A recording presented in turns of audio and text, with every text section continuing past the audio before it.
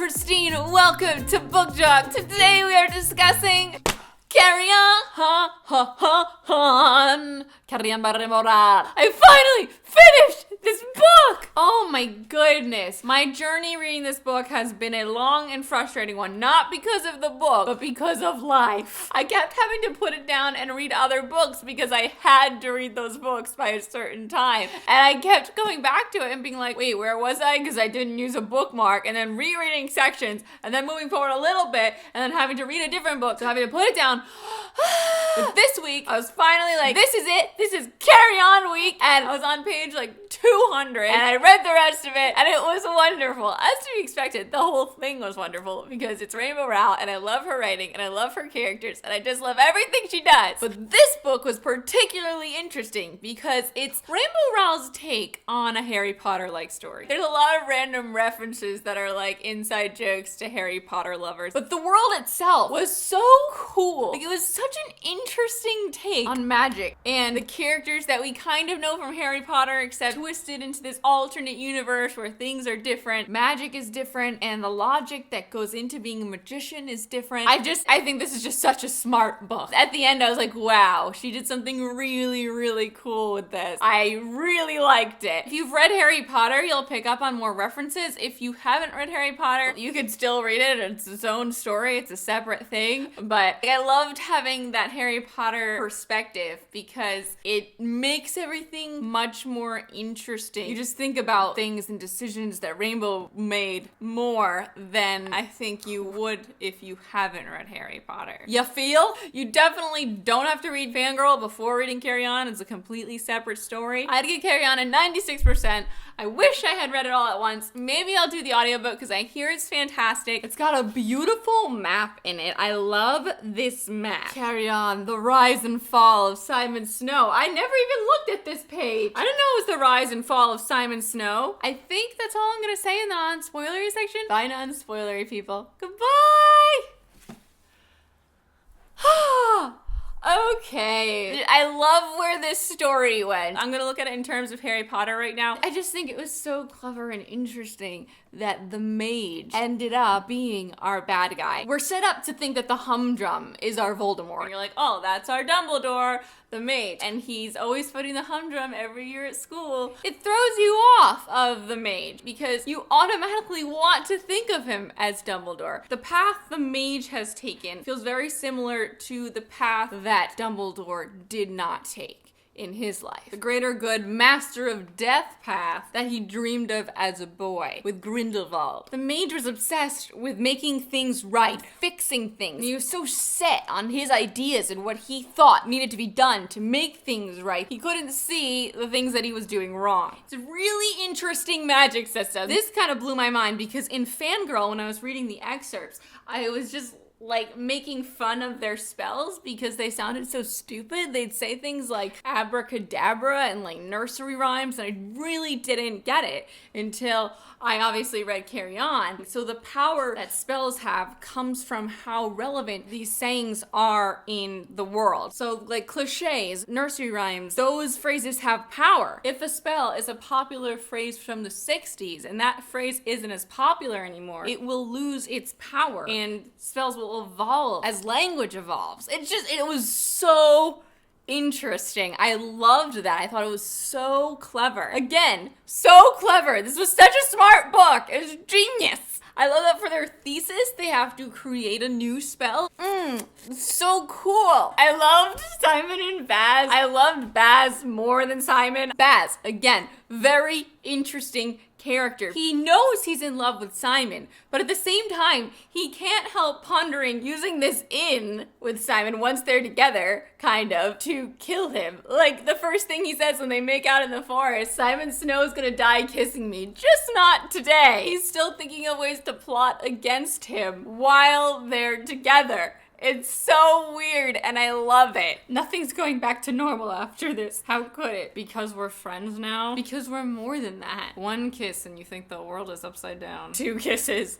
I even felt like there were a few Twilight references in here. I should have written them down, but I didn't, and it's bumming me out that I can't come and point them out to you. In the beginning, when Baz didn't show up, and then he didn't show up the next day, and then he didn't show up the next day, and the obsession over him not being at school really reminded me of Bella and thinking about Edward. He didn't show up. He's not here.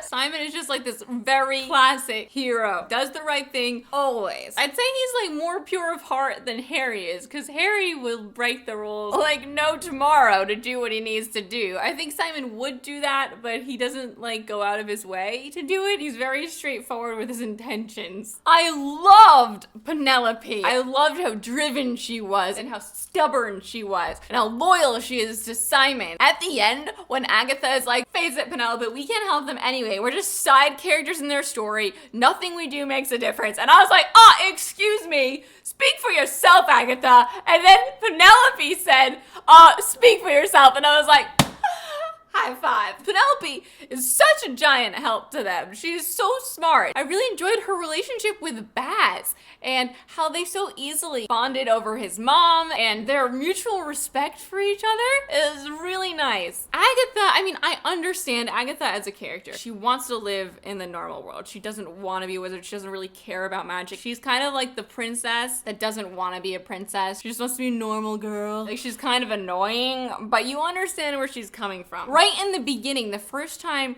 we hear from Lucy and she actually says something, things start to get really interesting because she mentions Davy and your immediate thought is, oh, well, that must be the humdrum. But then she says she's so proud of him because he did it. He made it so anyone could attend Watford. And then we know it has to be the mage. You want to suspect him, kind of, because Baz doesn't like him. Penelope's parents don't like him.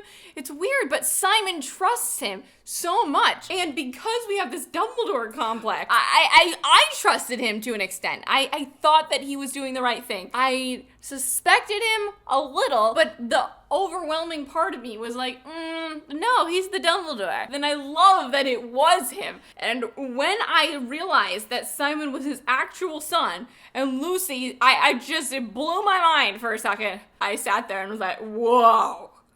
I love Simon and Baz's relationship. I love how Baz kept acting so aloof and anti-Simon, but then they just start making out. Simon, you're being idiotic. Because I like this better than fighting. There is no this! You slept in my arms. Baz. I really loved the character of Eb, and I really wish she wouldn't have died at the end. I was very upset when that happened. I wanted her to fight, but I guess that would be out of character for her because she doesn't care enough about being powerful. It's really sad to see her just think to herself, oh wow, maybe the mage is right. Maybe this is the right thing. I should die right now. And it was sad. And I was very sad when Simon couldn't heal her. I can't believe Simon still has wings and a tail. I can't believe that. I want them to go away because I feel like that's such a nuisance to have a tail your entire life. He said he might get it removed, but Baz is kind of digging it, so he might not remove it. I guess the wings and the tail kind of keep him in the magical world in a way. They're his physical links to the fact that he did have magic. It was sad that he now doesn't have magic at all. If the mage and Lucia just had a normal Simon, he could have been a normal, powerful magician. They're both very powerful mages. And poor Lucy wouldn't have died in childbirth and lost all her power.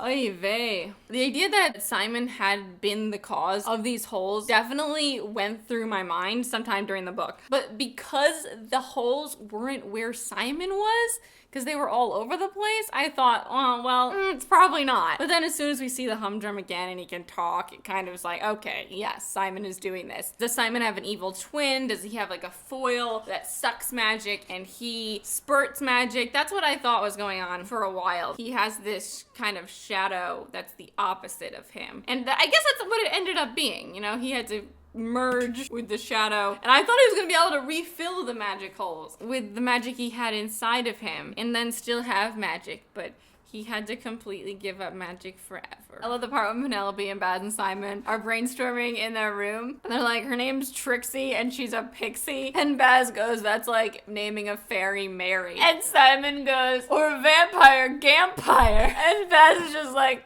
no, Snow, you're an idiot. That was hilarious. There were so many moments like that. I thought it was so funny when Penny told Simon that her mom calls him Mini Mage. Mini Mage. This is one of the first Rainbow Rowell books where I don't feel like we were left hanging. Like, it has an end that's nice. I don't feel cut off at all. I'm completely satisfied with this end, which is just a really great feeling when you finish a book, to not be like, that's it! Because with Fangirl, I was like, that's it! She didn't release the last chapter! I could do with Fangirl 2. I could really, really do with that. And Eleanor and Park 2 has to happen. Attachments, I mean, okay. That one kind of has an end. I could still do with more. Carry On feels nice. It feels like a nice, full story. I'd love to hear your favorite parts, your favorite lines. I am Christine. Thank you for watching. I'll talk to you next time. Bye!